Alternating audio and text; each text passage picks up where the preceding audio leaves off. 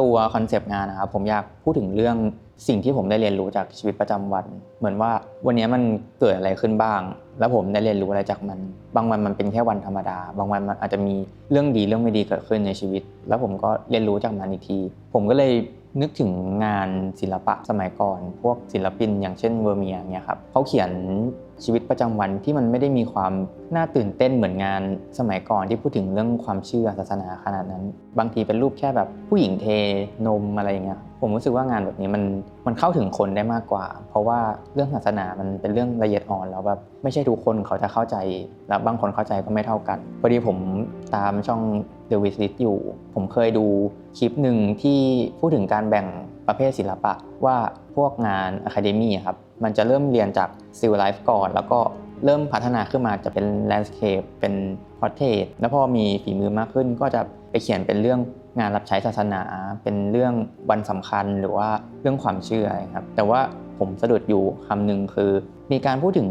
ชื่องานประเภทงานในชีวิตประจำวันแบบอย่างคำว่า Petit Changle ในช่องที่พูดถึงนะครับมันมีการอธิบายให้เข้าใจว่ามันคือเรื่องราวในชีวิตประจำวันมันไม่ใช่การเขียนบุคคลสำคัญหรือว่าความเชื่อมันเป็นเรื่องทั่วไปที่พบเห็นได้ตามท้องถนนแล้วศิลปินเ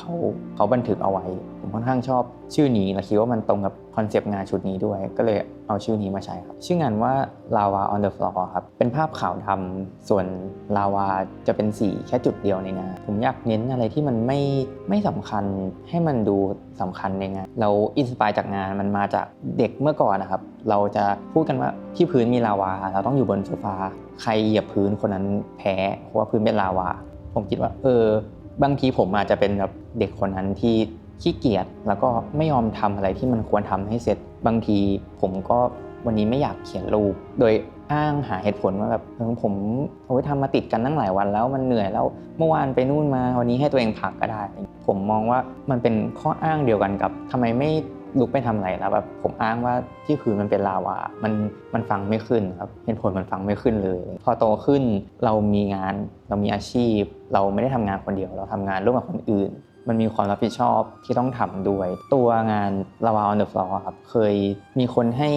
อธิบายมันภายใน1ประโยคผมรู้สึกว่าคำที่มันเหมาะสมกับคำนี้ที่สุดคือสถานการณ์มันเปลี่ยนความรับผิดชอบไม่ได้ผมว่ามันคงตลกดีถ้ามีคนบอกให้ทำอะไรแล้วผมอ้างว่าพื้นไม่เป็นลาวาผมก็เลยเขียนภาพนี้ขึ้นมาเรื่องที่ผมเขียนนะผมวาดแค่ตัวคาแรคเตอร์อยู่ในชามแล้วก็มีไข่สีขาวแค่นั้นเลยชิ้นเล็กๆแล้วด้วยความที่แบบผมชอบงาน traditional อะครับมันมีเสน่ห์ในตัวมันผมเลยเลือกชามที่เป็นชามตาไก่เพราะว่า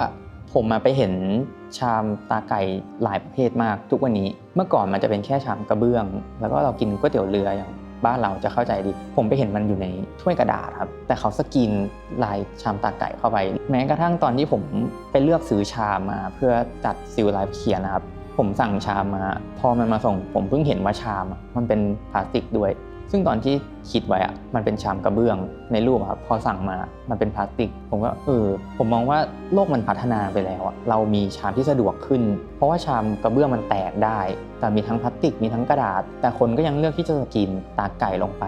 เพราะว่าสุนทรียภาพเราขาดมันไม่ได้เรายังอินกับแบบเรารู้สึกว่ามันอร่อยขึ้นเพราะว่ามันมีรูปไก่อยู่ข้างๆชามเนี่ยครับเราเลี่ยงความงามในอดีตไม่ได้จริงๆซึ่งมันไม่ใช่เรื่องน่าพูดถึงเลยในมุมศิลปะเพราะว่าที่ผมเห็นศิลปินหลายๆคนเขาอยากจะพูดว่าแบบเรื่องใหญ่ๆครับแต่ผมคิดว่าเรื่องพวกเนี้ยผมเจอมากับตัวผมเล่ามันได้ชัดมากกว่าให้ไปเล่าเรื่องที่ผมไม่ได้เข้าใจมันดีผมกลัวว่าไม่สามารถวาดภาพออกมาแล้วแบบอธิบายมันได้ดีเท่าเรื่องส่วนตัว